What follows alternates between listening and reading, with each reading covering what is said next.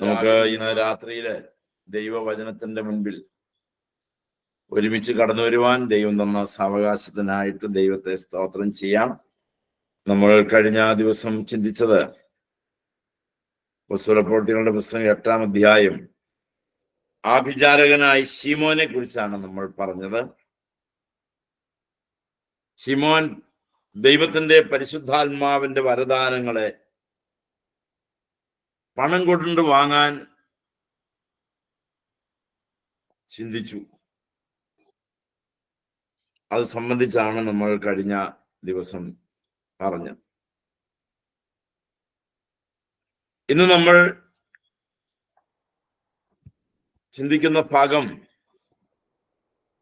26-ാമത്തെ വാക്യം മുതൽ 40-ാമത്തെ വാക്യം വരെയുള്ള ഭാഗത്തു നിന്നാണ്. ആ വേദഭാഗം നമ്മൾക്ക് എടുക്കാം. നമുക്ക് ഒരു നിമിഷം പ്രാർത്ഥിച്ച് തുടങ്ങാം.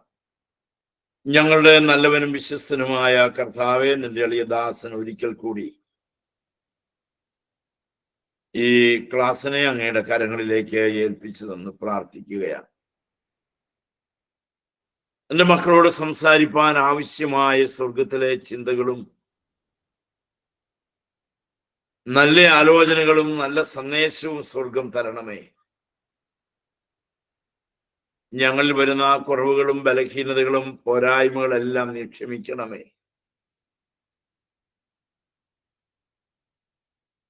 കർത്താവേ, ഞങ്ങൾക്ക് ഉത്സാഹത്തോടെ നിന്റെ വചനം പഠിക്കാൻ അങ്ങ് ഞങ്ങളെ സഹായിക്കണമേ. അങ്ങയുടെ നാമത്തിൽ വളരെ വിനയത്തോടെ പ്രാർത്ഥിക്കുന്നു. അവിടുന്ന് കൃപയോടെ കേൾക്കുമാറാകണമേ. ആമേൻ. ദൈവത്തിന് സ്തോത്രം. നമ്മൾ കഴിഞ്ഞ ദിവസം പഠിച്ചതിൽ നിന്ന് നമ്മൾ ഒരു കാര്യം മനസ്സിലാക്കിയിട്ടുണ്ട്. രക്ഷയും നിത്യജീവനും അത് വിലയ്ക്ക് വാങ്ങാൻ കഴിയില്ല. ഇത് രണ്ടും വിലയില്ലാത്തത് കൊണ്ടല്ല വിലയ്ക്ക് വാങ്ങാൻ കഴിയാത്തത്. ഇത് രണ്ടും ദാനമായത് കൊണ്ടാണ്. ഗിഡിയൻസിന്റെ ബൈബിളിന്റെ മറുവശത്ത് എഴുതിയിട്ടുണ്ട്, ഒരു സീൽ കാണും, നോട്ട് ഫോർ സെയിൽ, വിൽപ്പനയ്ക്കുള്ളതല്ല. രക്ഷയും നിത്യജീവനും വിൽപ്പനയ്ക്കുള്ളതല്ല, പണം വാങ്ങി കൊടുക്കേണ്ടതല്ല. അത് വില കൊടുത്ത് വാങ്ങാൻ ശ്രമിക്കുന്നത് അത് നൽകിയവനെ പരിഹസിക്കുന്നതിന് തുല്യമാണ്. ഇതാണ് നമ്മൾ ശിമോനിൽ നിന്ന് പഠിച്ച പാഠം. ഇന്ന് നമ്മൾ ചിന്തിക്കുന്നത് ഫിലിപ്പോസും എത്യോപ്യക്കാരൻ ഷണ്ണനെയും സംബന്ധിച്ചാണ്. നമുക്കതിൻ്റെ ആദ്യത്തെ ചില വാക്യങ്ങൾ വായിക്കാം. അനന്തരം കർത്താവിന്റെ ദൂതൻ ഫിലിപ്പോസിനോട്, നീ എഴുന്നേറ്റ് തെക്കോട്ട് യെരുശലേമിൽ നിന്ന് ഗസയ്ക്കുള്ള നിർജ്ജനമായ വഴിയിലേക്ക് പോക എന്ന് പറഞ്ഞു. അവൻ പുറപ്പെട്ട് ചെന്നപ്പോൾ കന്ദക്ക എന്ന എത്യോപ്യ രാജ്ഞിയുടെ ഒരു ഷണ്ണനും മഹാനും അവളുടെ സകല ഭണ്ഡാരത്തിനും മേൽവിചാരകനുമായ ഒരു എത്യോപ്യനെ കണ്ടു. അവൻ യെരുശലേമിൽ നമസ്കരിക്കാൻ വന്നിട്ട് മടങ്ങിപ്പോകയിൽ തേരിൽ ഇരുന്ന് യെശയ്യാ പ്രവാചകന്റെ പുസ്തകം വായിക്കുകയായിരുന്നു. ആത്മാവ് ഫിലിപ്പോസിനോട്, നീ അടുത്ത് ചെന്ന് തേരിനോട് ചേർന്ന് നടക്ക എന്ന് പറഞ്ഞു. ഫിലിപ്പോസ് ഓടിച്ചെന്നു. അവൻ ഓടിച്ചെല്ലുമ്പോൾ യെശയ്യാ പ്രവാചകന്റെ പുസ്തകം വായിക്കുന്നത് കേട്ടു. നീ വായിക്കുന്നത് ഗ്രഹിക്കുന്നുവോ എന്ന് ചോദിച്ചതിന്, ഒരുത്തൻ പൊരുൾ തിരിച്ചു തരാഞ്ഞാൽ എങ്ങനെ ഗ്രഹിക്കും എന്ന് അവൻ പറഞ്ഞു. ഫിലിപ്പോസ് കയറി തന്നോടുകൂടെ ഇരിക്കണമെന്ന് അപേക്ഷിച്ചു. ഈ ഭാഗത്ത് ഫിലിപ്പോസിനെ ദൈവം ഉപയോഗിക്കുകയാണ് ആർക്കൊക്കെയോ വേണ്ടി. ദൈവത്താൽ വിളിക്കപ്പെട്ടൊരു ദൈവഭൃത്യൻ, ദൈവത്തിന് എപ്പോഴും ഉപയോഗിക്കാവുന്ന ദൂരത്തിലായിരിക്കണം. ശമരിയിൽ വലിയ ആത്മീക വിപ്ലവത്തിന് തിരികൊളുത്തി ഫിലിപ്പോസ്. സഭയെ അങ്ങ് ചിതറിക്കഴിഞ്ഞപ്പോൾ നമ്മൾ പഠിച്ചതാണ്, സ്തെഫാനോസിന്റെ മരണത്തോടെ കൂടിയിരുന്നവരെല്ലാം ചിതറി. ഫിലിപ്പോസ് നേരെ പോയത് ശമരിയിലേക്കാണ് നമ്മൾ പഠിച്ചു. കർത്താവ് അവിടെ ചില പ്രാഥമിക കാര്യങ്ങൾ ചെയ്തിരുന്നു എന്നുള്ളത് കൊണ്ട് യേശുവിനെ ശമര്യർക്കെല്ലാം പരിചയമായിരുന്നു. നമ്മൾ സംസാരിച്ച കാര്യമാണ്. അതുകൊണ്ട് ഫിലിപ്പോസിന് കാര്യങ്ങൾ വളരെ എളുപ്പമായി. അതുകൊണ്ട് ജനം വളരെ വേഗത്തിൽ യേശുവിനെ സ്വീകരിക്കാൻ തയ്യാറായി. ആരും കടന്നു വരാത്ത, ഒരു യഹൂദൻ പോലും കടന്നു വരാത്ത ശമരിയ ഗ്രാമത്തിലേക്ക് അവരോടുള്ള സ്നേഹാർത്ഥം, ഒരു യഹൂദൻ കടന്നു വന്നതിനോടുള്ള ആ സന്തോഷാതിരേകം പ്രകടിപ്പിക്കാനായിട്ട് ഇടിച്ചു നിൽക്കുമ്പോഴാണ് ഫിലിപ്പോസ് ഈ നാമം പറഞ്ഞ് കടന്നു ചെല്ലുന്നത്. ഉചിതമായ സമയത്ത് ഉചിതമായ ഒരു വ്യക്തിയെ ദൈവത്തിന്റെ പരിശുദ്ധാത്മാവ് അവിടേക്ക് അയച്ചു. അവൻ ചെന്ന് പ്രവർത്തിച്ചു.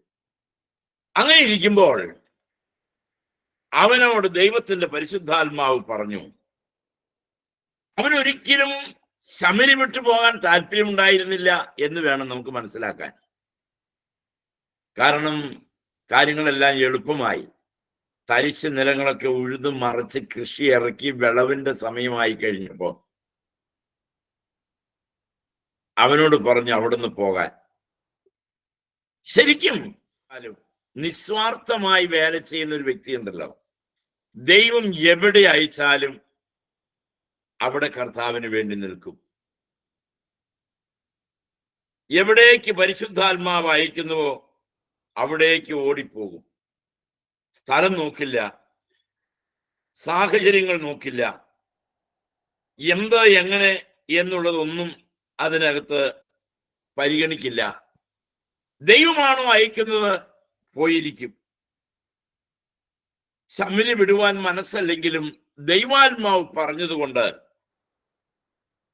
അവൻ പോകാൻ തയ്യാറായി. എന്നാൽ 8:27 വാക്യം നാം വായിക്കുമ്പോൾ അവന്റെ ഉള്ളിൽ ഒരു സംശയം നമുക്കവിടെ കാണാം. ഞാൻ ശമര്യ വിട്ടാൽ ഇവിടെ ആര് സുവിശേഷം പ്രസംഗിക്കും? ഈ ചിന്തയ്ക്ക് സാധ്യതയുണ്ടെങ്കിലും ഫിലിപ്പോസ് ചിന്തിച്ചില്ല. മിഷണറിമാർക്ക് ട്രാൻസ്ഫർ ഉണ്ട്. നമ്മൾ 2008 ശുശ്രൂഷ ആരംഭിക്കുമ്പോഴും അവരോട് പലരെയും ജോയിൻ ചെയ്യിക്കുമ്പോഴുമെല്ലാം ഈ ഒരു കാര്യത്തിൽ അവരുടെ ഒരു സെൽഫ് ഡിക്ലറേഷൻ എഴുതി വാങ്ങിച്ചിട്ടാണ് നമ്മൾ അവരെ എടുത്തത്. അപ്പൊ 3 വർഷത്തിനും 5 വർഷത്തിനും ഇടയിൽ അവർക്ക് ട്രാൻസ്ഫർ കമ്പൽസറിയാണ്. എന്നാൽ ഇതിൽ നിന്ന് ചില മിഷണറിമാർ കൊഴിഞ്ഞുപോയി. പോകാനുള്ളതിന്റെ കാരണം ട്രാൻസ്ഫറാണ്. അവർ ഒരുമിച്ചിരുന്ന് തീരുമാനിച്ചു. ഈ കാര്യങ്ങളെല്ലാം തീരുമാനിച്ചെങ്കിലും ട്രാൻസ്ഫർ എന്ന് കേട്ടപ്പോ അവരുടെ വേരിറങ്ങിയ സ്ഥലത്ത് നിന്നും മാറാൻ അവർക്ക് ബുദ്ധിമുട്ടായി. വേറെ ഒരു തടസ്സങ്ങളുമില്ല. അന്നൊക്കെ അവരെ വിളിച്ചു നിർത്തി അവരോട് പല കാര്യങ്ങൾ പറഞ്ഞതിന്റെ കൂട്ടത്തിൽ ഈ ഭാഗം ഞാൻ അവരോട് സംസാരിച്ചിട്ടുണ്ട്. ദൈവം തെരഞ്ഞെടുത്തവൻ ദൈവത്തിന് ഇഷ്ടം പോലെ ഉപയോഗിക്കാൻ കഴിയുന്നവനായിരിക്കും. ഒരു ചോദ്യം ചോദിച്ചില്ല. ഞാൻ പോയി കഴിഞ്ഞാൽ ശമര്യർക്ക് ആരുണ്ട്? ദൈവത്തിന്റെ വേല ദൈവം നോക്കും. ഇതാണ് അതിന്റെ തീരുമാനം. ഞാൻ ചെയ്തതൊന്നും എന്റെ വേലയല്ല, ഞാൻ ചെയ്തതെല്ലാം കർത്താവിന്റെ വേലയാണ്. കർത്താവാണ് വേലയുടെ യജമാനൻ. കൊയ്ത്തിന് യജമാനൻ വേലക്കാരെ അയച്ചു. യജമാനനാണ് വേലക്കാരനെ അയക്കുന്നത്. കൊയ്ത്തിന്റെ യജമാനൻ യേശു കർത്താവാണ്. അതുകൊണ്ട് ഫിലിപ്പോസിന് യാതൊരു സംശയവും അതിനകത്തുണ്ടായില്ല. പെട്ടെന്ന് അവനത് അനുസരിച്ചു. അവൻ മരുഭൂമിയിലേക്കുള്ള ഒരു റോഡ് വഴി അവൻ യാത്ര തിരിച്ച് നടന്നു പോണല്ലോ. ആ പോകുന്ന വഴിക്ക് അവനൊരാളെ കണ്ടുമുട്ടി. അവനാണ് എത്യോപ്യനായ ഈ ഷണ്ണൻ. ഇവിടെ ഈ പറയുന്ന എത്യോപ്യ എന്ന് പറയുന്നത് ഇന്നത്തെ എത്യോപ്യ അല്ല, മറിച്ച് ഇന്നത്തെ ആഫ്രിക്കൻ രാജ്യമായ മറ്റൊരു രാജ്യമായ സുഡാൻ ആണെന്നാണ് പല വേദശാസ്ത്ര പഠിതാക്കളും അഭിപ്രായപ്പെടുന്നത്. എത്യോപ്യ രാജ്ഞിയുടെ ധനകാര്യമന്ത്രിയായിരുന്നു ആ ഷണ്ണൻ. അയാൾ യഹൂദന്മാരുടെ ദൈവത്തെ ആരാധിക്കുവാനായിട്ട് യെരുശലേമിലേക്ക് വന്നതാണ്. അവിടെ അത് പറഞ്ഞിട്ടുണ്ട്. യഹൂദന്മാരുടെ ദൈവത്തെ ലോകം മുഴുവൻ അത്ഭുതത്തോടും ഭയത്തോടും കൂടി സേവിക്കുകയും ആരാധിക്കുകയും ചെയ്തിരുന്നു ആ കാലം. ആ ദൈവത്താൽ വലിയ അത്ഭുതങ്ങളും അടയാളങ്ങളും നടക്കുന്നത് ലോകം മുഴുവൻ പ്രസിദ്ധമായിരുന്നു. ആ വരവ് തന്നെ യെരുശലേം വരെ യാത്ര ചെയ്ത് വന്ന് ആ ദൈവത്തെ ആരാധിപ്പാൻ വരിക എന്ന് പറഞ്ഞാൽ അത് വലിയൊരു ദാഹം അതിന്റെ പിന്നാമ്പുറമുണ്ട്. ആ ദാഹമുണ്ടെങ്കിലേ നടക്കൂ. നമുക്കറിയാം, നമ്മുടെ ബൈബിൾ സ്റ്റഡി, വചനം പഠിക്കണമെന്നൊരു ദാഹമുണ്ടെങ്കിലേ വരൂ. ഹൃദയത്തിനകത്തുള്ള ഒരു എരിവാണ് ദൈവം ഉപയോഗിക്കുന്നതിൻ്റെ ഒരു ശരിയായ കാരണം. ദൈവത്തിന് വേണ്ടി എരിയുന്ന ഒരു ഹൃദയത്തിന് വേണ്ടി ദൈവവും എരിവുള്ളവനായിരിക്കും. ഒരു സ്തേഫാനോസ് കൊല്ലപ്പെട്ടു, പക്ഷേ ശേഷിക്കുന്നവരുടെ മേൽ അവൻ പകർന്ന ആത്മാവിനാൽ ഫിലിപ്പോസ് ദൈവം അവനെ അയച്ചപ്പോൾ അവൻ പോകാൻ തയ്യാറായി. യെരുശലേമിലേക്ക് ആരാധിക്കാൻ വന്നിട്ട് മടങ്ങിപ്പോകുന്ന ആത്മീയമായി വളരെ വിശപ്പുള്ള ഈ ഷണ്ണൻ അവന്റെ രഥത്തിൽ യാത്രയിലാണ്, അവന്റെ വാഹനത്തിൽ അവൻ യാത്രയിലാണ്. അവിടെ നമ്മൾ കാണുന്ന ഒരു വാക്കുണ്ട്, കന്തക്ക. അവൻ പുറപ്പെട്ട് ചെന്നപ്പോൾ കന്തക്ക എന്ന എത്യോപ്യ രാജ്ഞിയുടെ ഒരു ഷണ്ണനും മഹാനും അവളുടെ ഭണ്ഡാരത്തിനും മേൽവിചാരകനുമായ ഒരു എത്യോപ്യനെ. ഈ കന്തക്ക എന്ന് പറയുന്നത് ഒരു പേരല്ല, അതൊരു സ്ഥാനപ്പേരാണ്. നമ്മൾ ഫർവോൻ എന്ന് പറയുമല്ലോ, ഫർവോൻ എന്ന് പറയുന്നത് ഫർവോന്മാർ ധാരാളം മാറി മാറി വരും, അതൊരു സ്ഥാനപ്പേരാണ്. എന്നതുപോലെ എത്യോപ്യയിലെ ഭരണകർത്താക്കളുടെ ഒരു സ്ഥാനപ്പേരാണ് കന്തക്ക. അത് ഒരു അഭിധാനമാണ്, അതൊരു ടൈറ്റിലാണത്. മിസ്രൈമിലെ രാജാവിനെ നമ്മൾ ഫർവോൻ എന്ന് വിളിക്കുന്നത് പോലെ എത്യോപ്യയിലെ ഭരണകൂടം ഏറ്റെടുത്തിരുന്ന അവർക്കുള്ള ഒരു അഭിധാനമാണ്, ടൈറ്റിലാണ് ഈ കന്തക്ക എന്ന് പറയുന്നത്. ഷണ്ണന്മാർ യഹോവയുടെ ആലയത്തിൽ പ്രവേശിക്കരുത് എന്ന് ന്യായപ്രമാണത്തിലുണ്ട്, നമുക്കതറിയാം. ആവർത്തന പുസ്തകം 23-ന്റെ 1-ാമത്തെ വാക്യം പറയുന്നത് എങ്ങനെയാണ്? ഷണ്ഡന്മാർ ദൈവാലയത്തിൽ പ്രവേശിക്കാൻ അനുവാദമുണ്ടായിരുന്നില്ല. എന്നാൽ ഷണ്ഡന്മാരായവർക്ക് ധാരാളം അല്ലെങ്കിൽ നല്ല ഭാവി ഉണ്ടാകുമെന്ന് യെശയ്യാ പ്രവാചകൻ പ്രവചിച്ചിരുന്നു. പ്രവാചകന് ഒരു പ്രവചനമുണ്ട്. യെശയ്യാവ് 56:3 മുതൽ 8 വരെയുള്ള വാക്യങ്ങളിൽ നമുക്കത് കാണുവാനായിട്ട് സാധിക്കും. അത് പ്രവാചകന്റെ ഒരു ദർശനമാണ്. ഷണ്ഡന്മാർക്ക് ഒരു ശുഭകരമായൊരു ഭാവി ഉണ്ടാകും. ഷണ്ഡൻ എന്ന വാക്കിന് ഒരർത്ഥം മാത്രമല്ല, പലതരത്തിൽ നമുക്കത് മനസ്സിലാക്കാനായിട്ട് സാധിക്കും. ഒന്ന്, വൃഷണം ഛേദിക്കപ്പെട്ട ഒരാളാണ് യഥാർത്ഥത്തിൽ ശരിക്കും അക്ഷരാർത്ഥത്തിൽ ഷണ്ഡൻ എന്ന് പറയുന്നത്. പ്രത്യുൽപാദന ശേഷി അവനുണ്ടാകില്ല. വൃഷണം ഛേദിക്കപ്പെട്ടതോ നഷ്ടപ്പെട്ടതോ ആയിട്ടുള്ള ഒരാളെയാണ് ഷണ്ഡൻ എന്ന് വിളിക്കുക. എന്നാൽ ഈ പദത്തിന് അന്തഃപുര പരിചാരകനെന്നും രാജസദസ്യൻ എന്നും അർത്ഥമുണ്ട്. നിങ്ങൾക്ക് അതിനെക്കുറിച്ച് കൂടുതലായിട്ട് മനസ്സിലാക്കണമെങ്കിൽ യെശയ്യാവ് 56:4 മുതൽ 5 വരെ, അങ്ങനെ ആവർത്തന പുസ്തകം 23:1 മുതൽ, മത്തായിയുടെ സുവിശേഷത്തിലുമുണ്ട്. മനുഷ്യരാൽ ഷണ്ഡന്മാരാക്കപ്പെട്ട ഷണ്ഡന്മാരുമുണ്ട്. ഇതാണ് മത്തായി 19:12. അമ്മയുടെ ഗർഭത്തിൽ നിന്ന് ഷണ്ഡന്മാരായി ജനിച്ചവരുണ്ട്. മനുഷ്യർ ഷണ്ഡന്മാരാക്കിയ ഷണ്ഡന്മാരുമുണ്ട്. സ്വർഗരാജ്യ നിമിത്തം തങ്ങളെ തന്നെ ഷണ്ഡന്മാരാക്കിയ ഷണ്ഡന്മാരുമുണ്ട്. ഗ്രഹിപ്പാൻ കഴിയുന്നവൻ ഗ്രഹിക്കട്ടെ.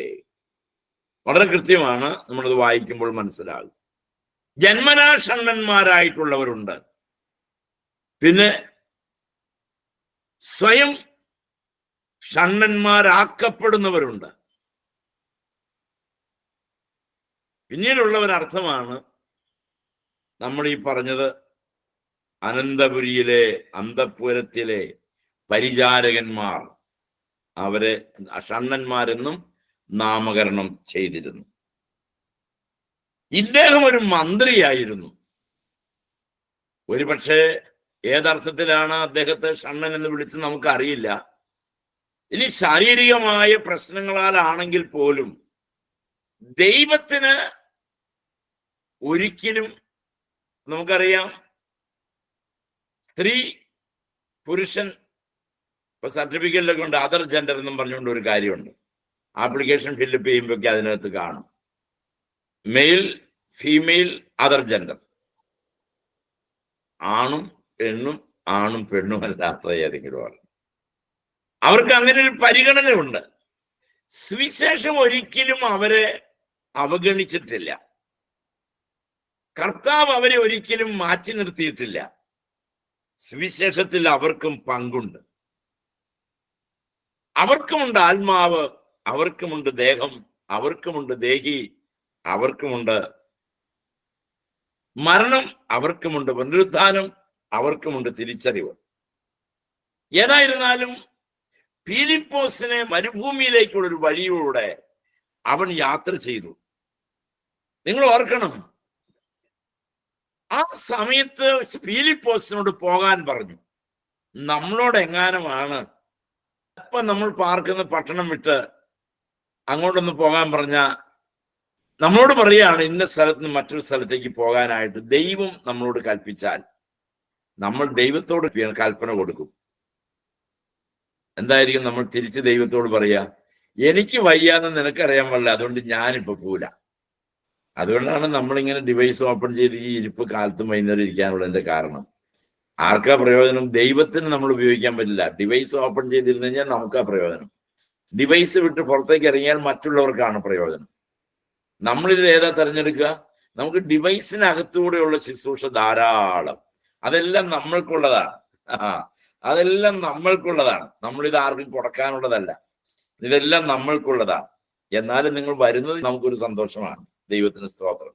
ആത്മീയമായ ശുശ്രൂഷ ദൈവം കൽപ്പിക്കുന്നിടത്ത് പോകാനുള്ള പ്രതിബദ്ധതയാണ് അതിൽ ഏറ്റവും പ്രധാനപ്പെട്ട കാര്യം. ഞാൻ പലപ്പോഴും പറഞ്ഞിട്ടുണ്ട്, എബിലിറ്റി അല്ലെങ്കിൽ കഴിവല്ല ദൈവം നമ്മളെ ഉപയോഗിക്കുന്നതിന്റെ ആധാരം, അവൈലബിലിറ്റിയാണ്. ലഭ്യമാകാനുള്ള സാധ്യതയാണ് ദൈവം നമ്മളെ ഉപയോഗിക്കുന്നതിന്റെ ഏറ്റവും പ്രധാനപ്പെട്ട കാര്യം. എന്റെ ദൈവമേ, ഇന്ന് ഈ ഡിവൈസിലുള്ള നമ്മളുടെ എല്ലാം ഉള്ളിലെ വലിയ ആഗ്രഹവും പ്രാർത്ഥനയുമായിരിക്കണം, എന്റെ ദൈവമേ നീ എന്നെ ഉപയോഗിക്കണം. ശരിക്കും അവിടെ സംഭവിച്ചത് സാധാരണ നിലയിലുള്ള മനുഷ്യനല്ലാത്ത ഒരു വ്യക്തിയിലേക്ക് സുവിശേഷം ഇറങ്ങിച്ചെല്ലുന്നു. അങ്ങനെ ചിന്തിക്കുന്നതാണ് ബുദ്ധി.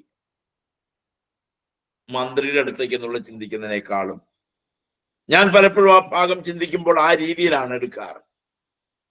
അവഗണിക്കപ്പെട്ട ഒരു മനുഷ്യൻ, സമൂഹത്തിൽ വേർതിരിക്കപ്പെട്ട ഒരു മനുഷ്യൻ, ദൈവം അവനെ സ്നേഹിക്കുന്നു. ഒരു സുവിശേഷകനെ അവന്റെ അടുക്കിലേക്ക് എത്തിക്കുകയാണ്. ആത്മാവ് അത്ര വിലപ്പെട്ടതാണ് ദൈവമക്കളെ. ഒരു വ്യക്തിയുടെ ആത്മാവ് വളരെ വിലയേറിയതാണ്, വളരെ വിലയേറിയതാണ്. അതുകൊണ്ട് നമ്മളെ ദൈവം ഉപയോഗിപ്പാൻ നമ്മൾ ആഗ്രഹത്തോടെ കാത്തിരിക്കുന്നെങ്കിൽ അവൻ പറയുമ്പോൾ പറയുന്നത് അനുസരിക്കണം. ഏലിയാവിന്റെ കാര്യത്തിൽ അറിയാം, ഞാൻ നിങ്ങളോട് പറഞ്ഞിട്ടുണ്ട്. ടൈമിങ് ദൈവവേലയിൽ വളരെ പ്രധാനപ്പെട്ടു. നമ്മുടെ നാട്ടിലൊരു ചൊല്ലുണ്ട്, പനിക്കുമ്പോ പറഞ്ഞ 16 ഒപ്പിക്കില്ല. ഒരു കാര്യത്തിന് പോലും സമയത്ത് ഇറങ്ങുകയോ സമയത്ത് ചെല്ലുകയോ സമയത്ത് വരികയോ ചെയ്യില്ല. ആരാധനയ്ക്ക് പോകുമ്പോൾ സമയത്ത് പോകില്ല, സുവിശേഷ യോഗത്തിന് പോകുമ്പോൾ സമയത്ത് പോകില്ല, കല്യാണത്തിന് പോകുമ്പോൾ പിന്നെ സമയത്ത് പോകും. ഇങ്ങനെ നമ്മൾ വേണ്ടപ്പെട്ട ചില കാര്യങ്ങൾക്കൊന്നും ദൈവവുമായിട്ടുള്ള ബന്ധത്തിൽ നമ്മൾ ഒത്തിരി എക്സംഷൻ ആഗ്രഹിക്കുന്നവരാണ്. ദൈവം അതിന് നമ്മളൊന്നും ചെയ്യില്ലല്ലോ എന്നതാണ്. അങ്ങനെയുള്ളവരെ ദൈവത്തിന് ഉപയോഗിക്കാൻ പറ്റില്ല. ടൈമിങ് വളരെ പ്രധാനപ്പെട്ടത്. എന്റെ സൗകര്യമല്ല, ദൈവത്തിന്റെ സൗകര്യമാണ് പ്രധാനം. ചുമ്മാ ഒന്ന് പറയാമോ ആത്മാർത്ഥമായിട്ട് കർത്താവിനോട്, കർത്താവേ എന്റെ സമയമല്ല, അങ്ങയുടെ സമയത്തിന് ഞാൻ നിന്റെ വേല ചെയ്യാം. എന്റെ സമയത്തിനല്ലപ്പാ, അങ്ങയുടെ സമയത്തിന്. പറയുന്നവർക്കായിട്ട് ഞാൻ ദൈവത്തെ സ്തുതിക്കുകയാണ്. ആർക്കും ഒന്നും ചെയ്യാൻ കഴിയാത്ത കാലം വരും ദൈവമക്കളെ. അതിനു മുൻപ് ഇതുപോലെ രഥത്തിലും വഴി നടന്നും കാളവണ്ടിക്കും ബസ്സിനും യാത്ര ചെയ്യുന്ന ധാരാളം യാത്രക്കാർ ദൈവത്തിന്റെ വചനത്തിന്റെ പൊരുളറിയാതെ കഷ്ടപ്പെടുന്നവരുണ്ട്. അവർക്ക് ദൈവവചനത്തിന്റെ പൊരുൾ തിരിച്ചു കൊടുക്കുക എന്നുള്ളത് നമ്മുടെ ബാധ്യതയാണ്. സഹയാത്രികനായി ചേർന്നിരുന്നു ഫിലിപ്പോസ്, അവനോട് ചേർന്നിരുന്നു. അവൻ രഥത്തിലിരുന്ന് യെശയ്യാ പ്രവചനം വായിക്കുകയായിരുന്നു. ആ രഥത്തോട് ചേർന്ന് നടന്നപ്പോൾ ഫിലിപ്പോസിന് മനസ്സിലായി എന്താണ് ഈ വായിക്കുന്നതെന്ന്. ഷണ്ണൻ ആയിരുന്ന സ്ഥലത്തെത്തിയപ്പോൾ ആ രഥത്തോട് ചേർന്ന് നടക്കുക എന്ന് ദൈവാത്മാവ് ഫിലിപ്പോസിനോട് പറഞ്ഞു. ഫിലിപ്പോസ് അവന്റെ അപ്പൊ നിങ്ങളൊന്ന് ആലോചിച്ച് നോക്കണം, യെരുശലേമിൽ ആരാധിക്കാൻ വന്ന ഈ മനുഷ്യന്റെ മടക്ക യാത്രയിൽ അവൻ തനിച്ചേ ഉള്ളൂ. ആ യാത്രയിൽ അവൻ വായിച്ചതും വേറെ ഒന്നുമല്ല, യെശയ്യാ പ്രവാചകന്റെ പുസ്തകം അവൻ എടുത്തു വായിച്ചു. ദൈവിക പ്രമാണത്തോടുള്ള അവന്റെ ആ പ്രതിബദ്ധത. അന്യനാട്ടിലാണ് അവൻ ജീവിച്ചതും ജനിച്ചതും വളർന്നതും. എന്നാൽ യെരുശലേമിൽ വന്നപ്പോൾ അവൻ മിക്കവാറും ന്യായപ്രമാണ പുസ്തകം ഒരെണ്ണം അവൻ വാങ്ങിക്കാണണം. അവൻ ആദ്യമായിട്ടായിരിക്കാം പുസ്തകം അവന് കിട്ടുന്നത്. അവൻ പോകുന്ന വഴിയിലെല്ലാം അത് വായിച്ചു കൊണ്ടുപോകുകയാണ്.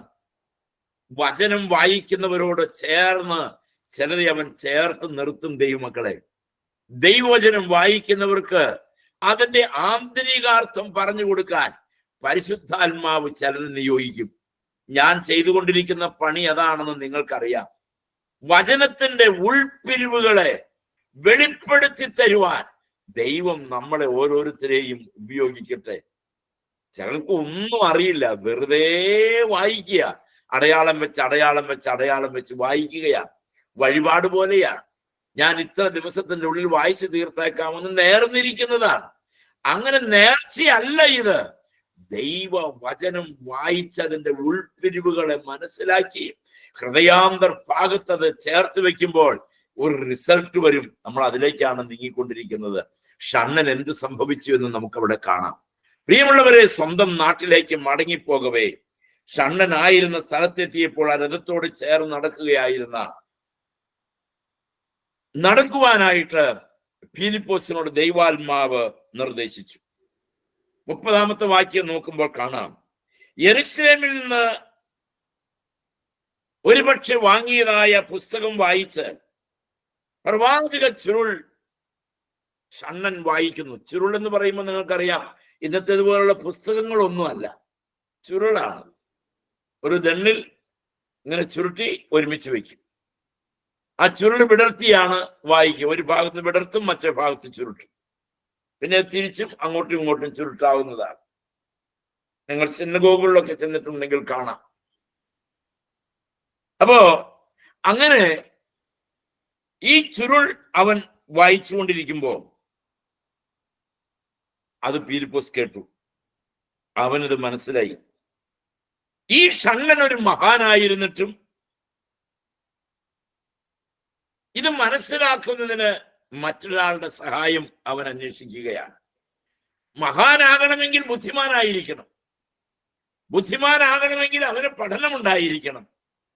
ഈ പുസ്തകം എബ്രായ ബൈബിൾ വായിക്കണമെങ്കിൽ, ഹിബ്രു ന്യായപ്രമാണം വായിക്കണമെങ്കിൽ അവന് ഹിബ്രു ജ്ഞാനമുണ്ടായിരിക്കണം, ഭാഷാജ്ഞാനമുണ്ടായിരിക്കണം. ഇതെല്ലാം ഉണ്ടെങ്കിലും വായിക്കാൻ അറിയാം എന്നുള്ളത് കൊണ്ട് വചനത്തിന്റെ ഉൾപ്പിരിവ് തിരിയില്ല.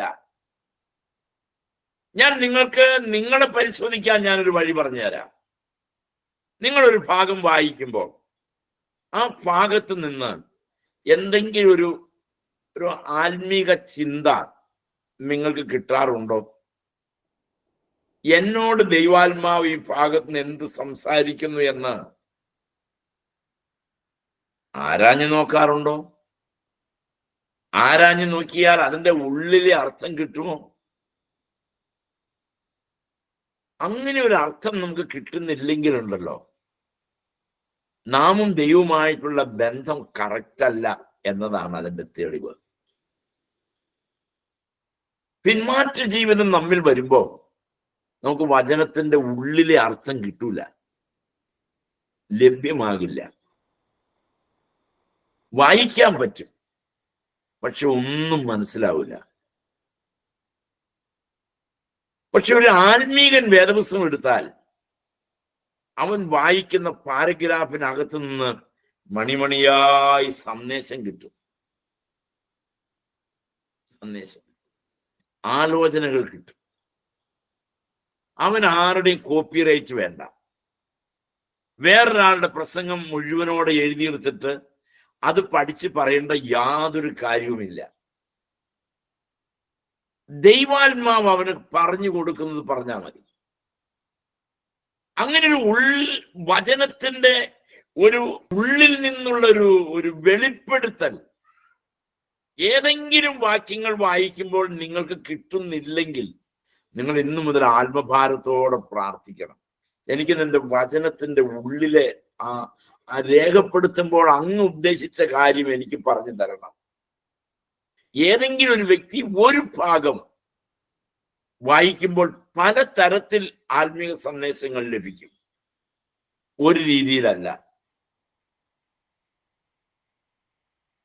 ആത്മീയ സന്ദേശങ്ങൾ ഒരിക്കലും കോപ്പി അടിക്കരുത്, അത് ദൈവികമല്ല. കാരണം ഓരോ ദിവസവും ഓരോ വ്യക്തിക്കും ഓരോ സ്ഥലത്തേക്കും ദൈവം പുതിയ പുതിയ സന്ദേശങ്ങളെ ക്രമീകരിച്ചു കൊടുക്കും. അതിനുവേണ്ടി ദൈവസന്നിധിയിൽ കാത്തിരുന്ന് പ്രാർത്ഥിക്കും.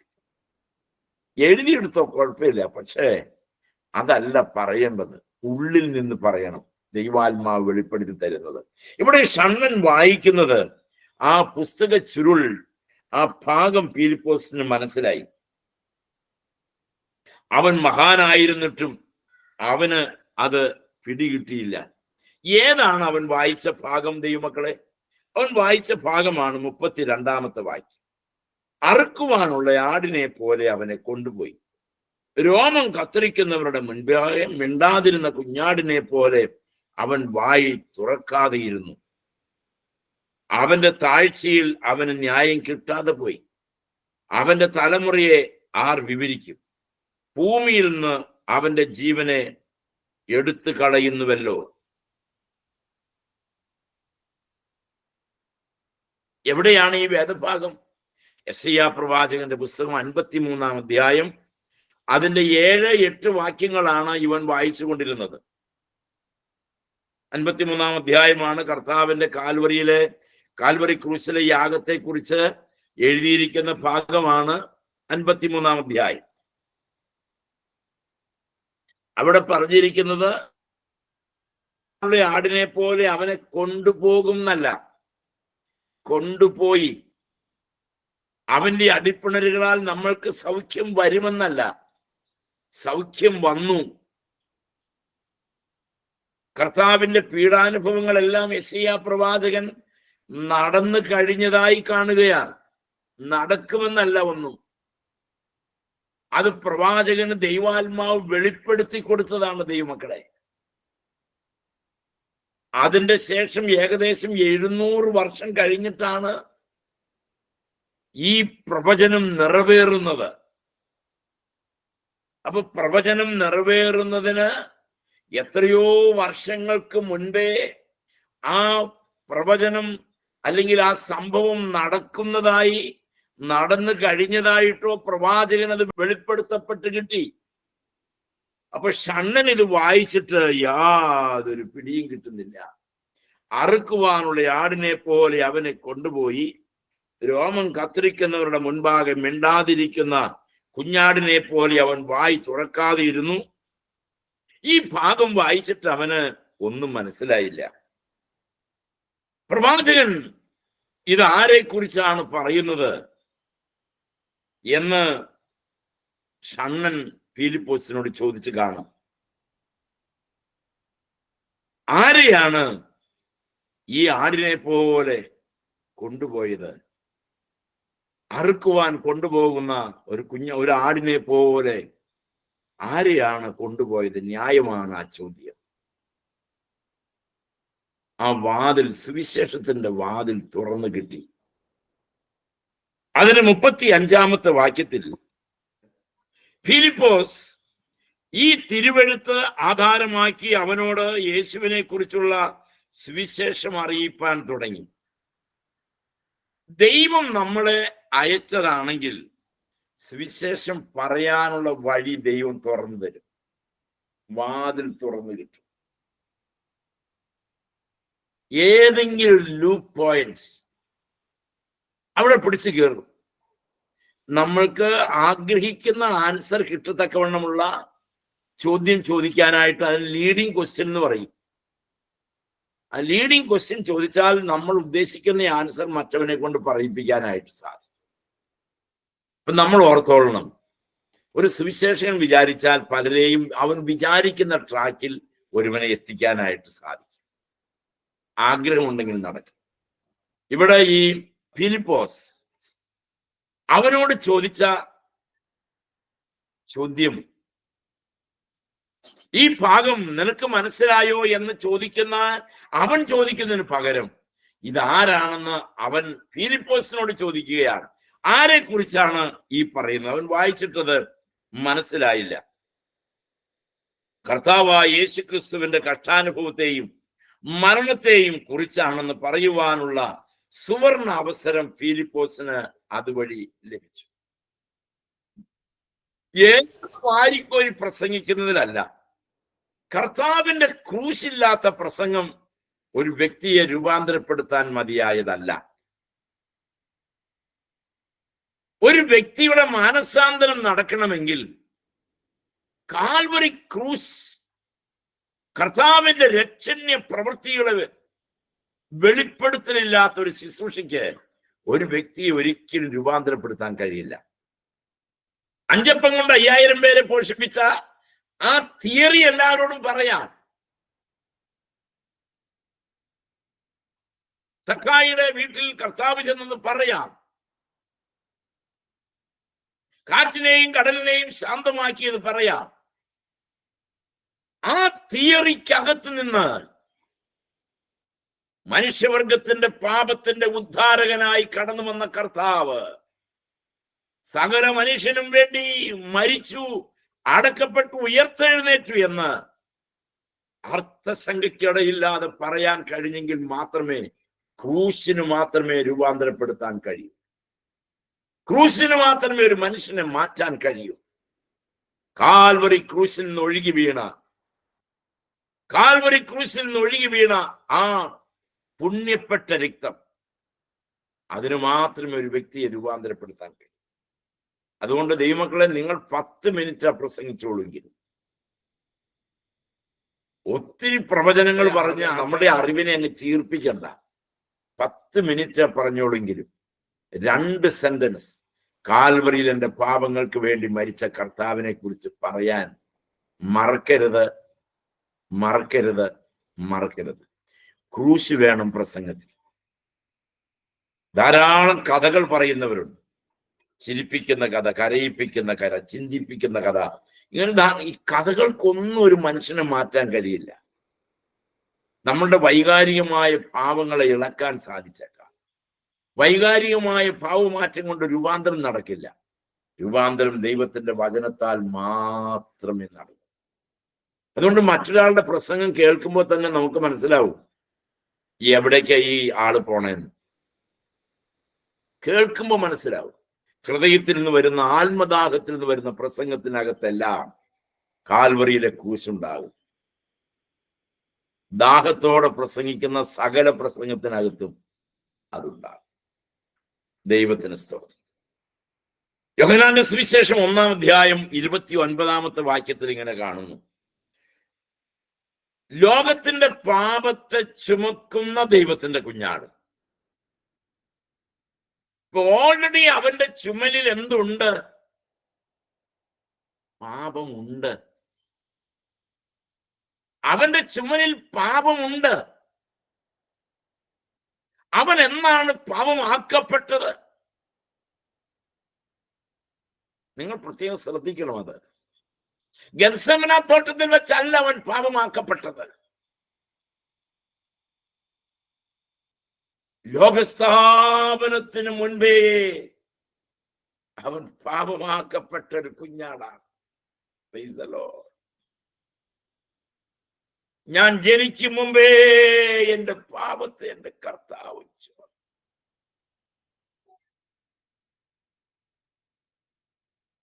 ഞാൻ ജനിക്കും മുമ്പേ എന്റെ രോഗത്തെയും ശാപത്തെയും അവൻ ചുമന്നു. അമ്മയുടെ ഗർഭപാത്രത്തിൽ ഉരുവാകും മുമ്പേ ആദമിന്റെ കടിപ്രദേശത്ത് വെച്ച് എന്നെ എന്റെ കർത്താവ് കണ്ടു. ഇനി ഡിവൈസിൽ ഞാൻ ഇരിക്കുമെന്നുള്ളത് നമ്മൾ കണ്ടത് ഇന്നാണ്, ഇപ്പോഴാണ്. ഞാൻ മനസ്സിലാക്കിയത് നിങ്ങൾ ഡിവൈസിൽ വന്ന് നിങ്ങളുടെ പേര് കണ്ടപ്പോഴാണ്. എന്നാൽ നമ്മുടെ കർത്താവ് അനാദിയിൽ ഇത് കണ്ടു. ആകയാൽ ദൈവ നിയോഗത്താലാണ് നാം ഈ ഡിവൈസിന്റെ മുൻപിൽ ഇരിക്കുന്നത് എന്ന് മറക്കരുത് കേട്ടോ, മറക്കരുത്. Praise the Lord. കഷ്ടാനുഭവത്തെയും അവന്റെ ക്രൂശ് മരണത്തെയും കുറിച്ച് നന്നായി ഫിലിപ്പോസ് സംസാരിച്ചു. 36-37 വാക്യം നോക്കൂ. ആ ഷണ്ണൻ ഫിലിപ്പോസിന്റെ സന്ദേശം സ്വീകരിച്ചു. യേശുവിനെ രക്ഷകനായി അംഗീകരിച്ചു. വന്നത് യെരൂശലേമിൽ യഹോവയുടെ ആലയത്തിൽ ആരാധിപ്പാൻ വന്നവനാണ്. പക്ഷേ അവന്റെ ഹൃദയത്തിൽ യേശു ഉണ്ടായിരുന്നില്ല. വചനം വേണ്ടതുപോലെ കേട്ടപ്പോൾ അവൻ യേശു എത്ര നല്ലവനെന്ന് പറഞ്ഞ് യേശുവിനെ രക്ഷകനായി സ്വീകരിച്ചു. ആരാധിക്കുന്നവരുടെ എല്ലാം ഉള്ളിൽ യേശു ഉണ്ടായിക്കൊള്ളണമെന്ന് യാതൊരു നിർബന്ധവും ഇല്ല. അങ്ങനെയൊന്നും ധരിച്ചു പോയേക്കരുത്. ആരാധിക്കുന്നവരുടെ ഉള്ളിലെല്ലാം യേശു ഇല്ല, പക്ഷെ യേശു ഉള്ളവനെല്ലാം ആരാധിക്കും. യേശു ഉള്ളവന് അവനെ ആരാധിക്കാതിരിക്കാൻ കഴിയില്ല. യേശു ഉള്ളത്തിലുള്ളവന് വചനം വായിക്കാതിരിക്കാൻ കഴിയില്ല. യേശു ഉള്ളത്തിലുള്ളവന് വചനം കേൾക്കാതിരിക്കാൻ കഴിയില്ല. യേശു ഉള്ളത്തിലുള്ളവന് ദൈവമക്കളെ സ്നേഹിക്കാതിരിക്കാൻ കഴിയില്ല. അതുകൊണ്ട് പ്രിയ ദൈവമക്കളെ, വചനം കേൾക്കുമ്പോഴാണ് യേശുവിനെ ഞാൻ രക്ഷകനായിട്ട് സ്വീകരിക്കുന്നത്. എന്റെ 17ാമത്തെ വയസ്സിൽ ഞാൻ സൺഡേ സ്കൂളിൽ 3 വയസ്സുള്ളപ്പോ പോയി ചേർന്നതാണ്. 3ാമത്തെ വയസ്സ് മുതൽ സൺഡേ സ്കൂൾ 10ാം ക്ലാസ് കഴിഞ്ഞ് ഇടവകയിലെ ആത്മീക പ്രസ്ഥാനത്തിൽ അതിന്റെ സെക്രട്ടറിയായി തമ്പേറും ചേങ്ങലയും പെട്രോമാക്സും ചുമന്ന് നടന്ന കാലം. പക്ഷേ ഉള്ളിൽ യേശു വന്നത് എന്റെ 17ാമത്തെ വയസ്സിൽ ഒരു ജൂലൈ മാസം ദൈവവചനത്തിന്റെ മുൻപിലിരുന്ന് വചനം കേട്ടപ്പോൾ ഞാൻ എൻ്റെ കർത്താവിനെ എൻ്റെ രക്ഷകനായി സ്വീകരിച്ചു. ഇനി ഡിവൈസിലുള്ള ദൈവമക്കൾ ഒന്ന് ആത്മാർത്ഥമായി സ്വന്തം ജീവിതത്തോട് ചോദിക്കണം, എൻ്റെ യേശു എൻ്റെ ഹൃദയത്തിൽ വന്നത് എങ്ങനെയാണ്? യേശുവിനെ ആരുടെയും ഉള്ളിൽ ഊതിക്കയറ്റാനൊന്നും പറ്റുകയില്ല, അടിച്ചു കയറ്റാനൊന്നും പറ്റുകയില്ല. യേശു ഹൃദയത്തിൽ വരുന്നത് വചനം കേൾക്കുമ്പോൾ, വചനത്തെ അംഗീകരിക്കുമ്പോൾ, ഹൃദയത്തിന്റെ വാതിൽ തുറന്നു കൊടുക്കുമ്പോ ഞാൻ വാതിൽക്കൽ നിന്ന് മുട്ടുന്നു. ആരെങ്കിലും എൻ്റെ ശബ്ദം കേട്ട് വാതിൽ തുറന്നാൽ ഞാൻ അവനോടും അവൻ എന്നോടും കൂടെ അത്താഴം കഴിക്കും. നമ്മുടെ വാതിൽ മുട്ടിയ കർത്താവിന് വാതിൽ തുറന്നു കൊടുക്കണം. ഇന്ന് രാത്രി എൻ്റെ കർത്താവിനോട് കൂടെ അത്താഴം കഴിക്കും. അത്താഴം കഴിഞ്ഞാൽ അവൻ പോകില്ല, അവൻ നമ്മുടെ കൂടെ പാർക്കും. Praise the Lord. അവൻ ആരുടെ എല്ലാ ഹൃദയത്തിൽ കടന്നു വന്നിട്ടുണ്ടോ അവനോടുകൂടെ പാർക്കാൻ ഇഷ്ടപ്പെടുന്നു. ഒരു യേശുവിനെ ഈ ഡിവൈസിലുള്ള നമ്മളെല്ലാം അനുഭവിച്ചറിയണം കേട്ടോ. അവനൊരു സത്യമാണ്, അവനൊരു യാഥാർത്ഥ്യമാണ്. വചനത്തിന്റെ പൊരുൾ അറിയാതിരുന്ന ഷണ്ണൻ യേശുവിനെ രക്ഷകനായി സ്വീകരിച്ചു. യേശു ഹൃദയത്തിൽ കടന്നു വരണം. ദൈവത്തിന് സ്തോത്രം, സ്തോത്രം. യേശു എൻ്റെ ഉള്ളിൽ വന്നാൽ അവൻ പിന്നെ എന്നെ പിരിയില്ല. പ്രാർത്ഥിക്കാം, കണ്ണുകൾ അടയ്ക്കാം. 36, 37 വാക്യത്തിൽ നിൽക്കട്ടെ, ബാക്കി ഞാൻ പിന്നാലെ പറയാം. കണ്ണുകളെ അടയ്ക്കാം. അവൻ ഉള്ളിൽ വന്നാൽ അവൻ പിന്നെ പിരിയില്ല. എൻ്റെ കർത്താവുമായിട്ടുള്ള പിരിയാബന്ധം, വേർപിരിക്കാൻ കഴിയാത്തൊരു ബന്ധം. ആ നല്ല ദിവസം ഓർമ്മയുള്ളവരെല്ലാം അവനെ സ്തുതിച്ചാട്ടെ. ഞാൻ എൻ്റെ ഹൃദയം എൻ്റെ കർത്താവിന് തുറന്നു കൊടുത്ത നാൾ, യേശു എന്നുള്ളിൽ വന്ന നാളിൽ എന്തു മാറ്റം വന്നു. എന്നിൽ വന്ന നാൾ, അവൻ എൻ്റെ ഉള്ളിൽ വന്ന നാൾ. Praise the Lord. അവൻ എൻ്റെ ഉള്ളിൽ വന്ന നാൾ, യേശു എൻ്റെ ഉള്ളിൽ വന്ന നാൾ. ഓർക്കുന്നവരെല്ലാം അവനെ സ്തുതിക്കണം. എല്ലാവർക്കും അവനെ സ്തുതിക്കാം. അവൻ എൻ്റെ ഉള്ളിൽ വന്ന ദിവസം, ഞാനും അവനുമായി കൈ കൊടുത്ത ദിവസം, അവനോടുകൂടെ ജീവിക്കാൻ എന്നെ വിട്ടുകൊടുത്ത ദിവസം. Praise the Lord. ഏത് സഭയുടെ ആളെന്നല്ല അവൻ നോക്കുന്നത്, ഏത് മാതാപിതാക്കളുടെ മക്കളെന്നല്ല അവൻ നോക്കുന്നത്, പണമുണ്ടോ എന്നല്ല അവൻ നോക്കുന്നത്, ഏത് രാജ്യക്കാരൻ ഏത് വർണ്ണത്തിലുള്ളവൻ എന്നല്ല അവൻ നോക്കുന്നത്. കർത്താവേ, നിനക്ക് നന്ദി. നിന്റെ വചനത്തിന്റെ ഉൾപ്പിരിവുകളെ ഞങ്ങൾക്ക് വെളിപ്പെടുത്തി തരണമേ. വചനത്തെ ആഴത്തിൽ പഠിക്കാൻ കൃപ തരണമേ. അടിയന് ഫിലിപ്പോസിനെ പോലെ ചില ഹൃദയങ്ങൾക്ക് നിന്റെ വചനത്തെ വെളിപ്പെടുത്തി കൊടുക്കാൻ അടിയനെ ആത്മാവിൽ നിറച്ച് നടത്തണമേ. നീ കൽപ്പിക്കുന്ന പോലെയൊക്കെ ചെയ്യാൻ ഞങ്ങളെ സഹായിക്കണമേ. ഇന്ന് കേട്ട വചനം ഏറ്റെടുത്തുകൊണ്ട് എല്ലാവരും പ്രാർത്ഥിച്ചാട്ടെ. ഈ വചനത്തിൽ നിന്ന് നിങ്ങൾക്ക് എന്ത് കിട്ടി പറഞ്ഞ് പ്രാർത്ഥിക്കുക. വെറുതെ ഇരിക്കാതെ സ്വന്തം കേട്ട വചനത്തിന്റെ മുൻപിൽ കർത്താവേ, നിന്റെ കരങ്ങളിലേക്ക് ഞാൻ എന്നെ സമർപ്പിക്കും. അങ്ങയുടെ വചനം പഠിച്ചും പഠിപ്പിച്ചും വിശുദ്ധിയിൽ വളർന്ന് വിശുദ്ധിയിൽ ജീവിപ്പാൻ ഞങ്ങളെല്ലാം നീ സഹായിക്കണം. കർത്താവെ, അങ്ങ് മഹത്വം എടുക്കണമേ. യേശുവിന്റെ നാമത്തിൽ വളരെ വിനയത്തോടെ പ്രാർത്ഥിക്കുന്നു. അവിടുന്ന് കൃപയോടെ കേൾക്കുമാറാകണമേ.